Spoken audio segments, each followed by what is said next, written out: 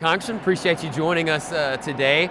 We're just a couple days removed from President Trump making his visit to Washington, D.C.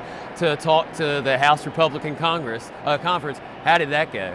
It went really well. I mean, he is so inspiring. He came out and he laid down, what has he been up to? And he, frankly, getting more members in the House, growing our majority.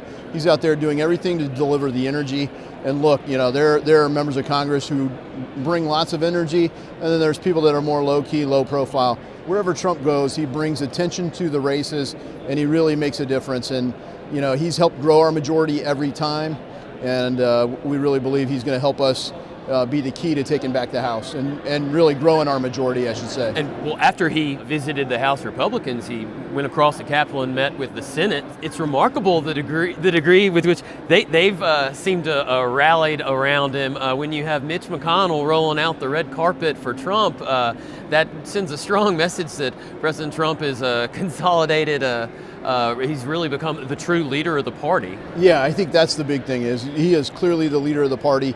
And if you look at the state, Mitch McConnell's slow to embrace Trump in a lot of ways. Frankly, even when he was there, McConnell a lot of times didn't really support the Trump agenda all the way. Part of that, Paul Ryan as well. You saw Paul Ryan's remarks earlier this week.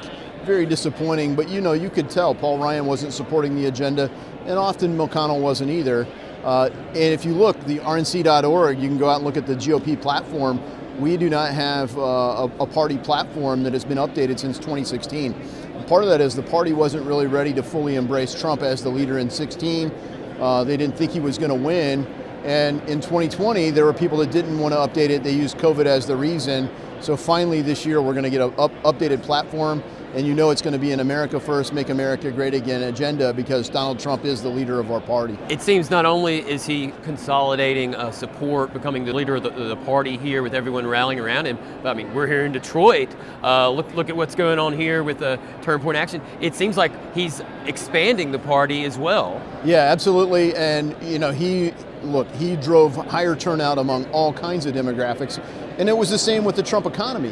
His policy results benefited everyone in the economy. People don't want to admit it, but they know they were doing way better when Donald Trump became president.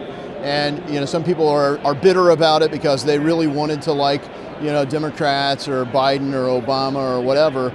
But they know when Donald Trump came in and he said, I'm going to make the economy grow faster than 3%, they didn't believe him. And we're going to do tax cuts and it's going to work. We're going to do trade and fix our trade deals and it's going to work. And they were all working against him, and fundamentally the results were there. And Republicans did deliver that meaningful reform on tax cuts. We did unite behind him on the economy. And think how much more so the second term is going to be if the party is fully united, going in the same direction to deliver these kind of results for everyone again. And it seems like that's the direction that the party is headed, which is such a contrast if you look across the aisle to the Democrats, where they're openly musing about how they can knock Biden off the ballot. Well, you speak of being here in Detroit. That is fundamentally the Democrats' problem, is essentially have the pro-Hamas faction of the Democratic Party. And, that goes back when Barack Obama became president. Michelle Obama said she's finally proud of her country. These people promised to fundamentally remake America. They want to tear down our country. That's the root of this critical theory Marxism. They want to tear down, tear down, tear down. They never offer the idea of what's going to bring us together, because their views would totally be rejected if they were transparent about them. Whether it's coming to Detroit, having rallies in New York, if you look at all the polling in the swing states, it seems like President Trump is making Democrats come to their own turf, or what has traditionally been their own turf, and be on the defensive. It truly seems like just the energy behind Trump right now is something that we hadn't seen. Yeah, win on offense, play offense. Trump is playing offense, and Democrats aren't keeping up with it. And the big concern that the base has is, I think, well placed, is we have to make sure that we're ready on election month, really, not just election day. We got to be able to make it, as Donald Trump has called for, too big to rig. You got to get out the vote early, bank your votes, make sure that we've got eyes on every place that a vote can be cast so that it's done honestly. And then we need to make sure that we have the legal representation to be able to execute swiftly if anything's outside of the lines. And none of these laws in some of the states like California or Pennsylvania or even here in Michigan are really the way that they should be. But to the extent that we can use them, All right, you can do ballot harvesting in California. You can't do that in Ohio. But if that's the law in California, we got to play by the rules and win. With all the lawfare against the president, whether it's criminal or civil or all the 14th Amendment cases, just trying to keep him off the ballot, in so many ways, it seems to have validated what Trump has been saying all those years about them coming after him and weaponizing the government. Do you think that that's playing into his hands with all these voters who maybe have not voted for Trump in the past, but are starting to look at Biden's economy and everything that's going on, and they're newly receptive to Trump? I think the results are people are open. They know they're not supporting Biden. Democrats are in a tough spot, but independents, who aren't committed to kind of the woke religion that Democrats are pushing with its own little heresy code, anybody that's still got any ounce of free thinking left is going, wait a minute, this isn't adding up.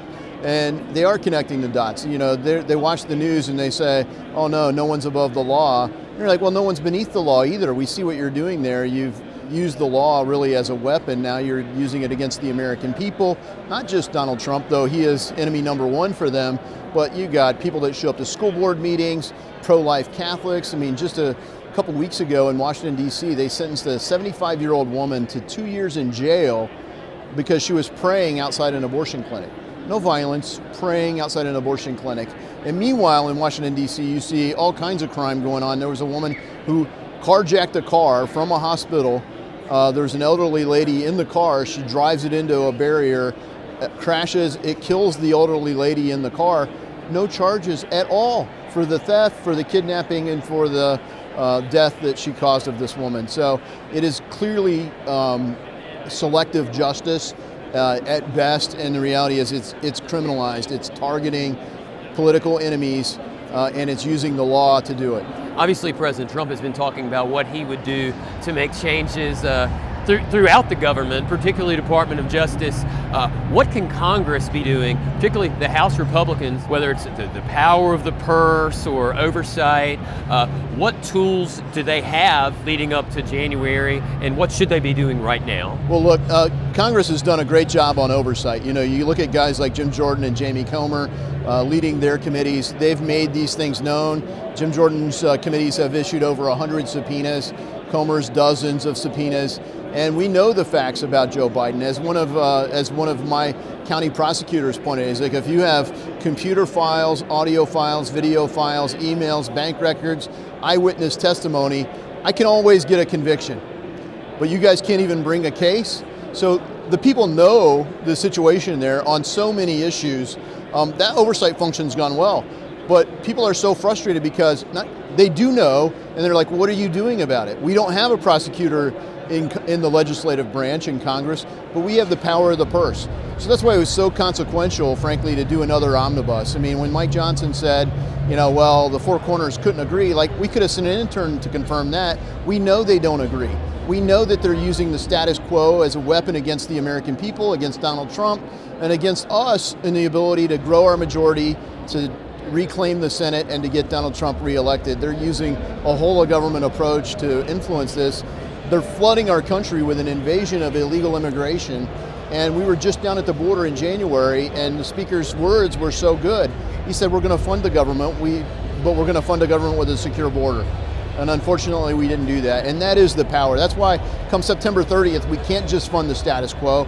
We have to fund something different and tee it up for Donald Trump, because otherwise it's going to be another one-year deferral on the Trump agenda.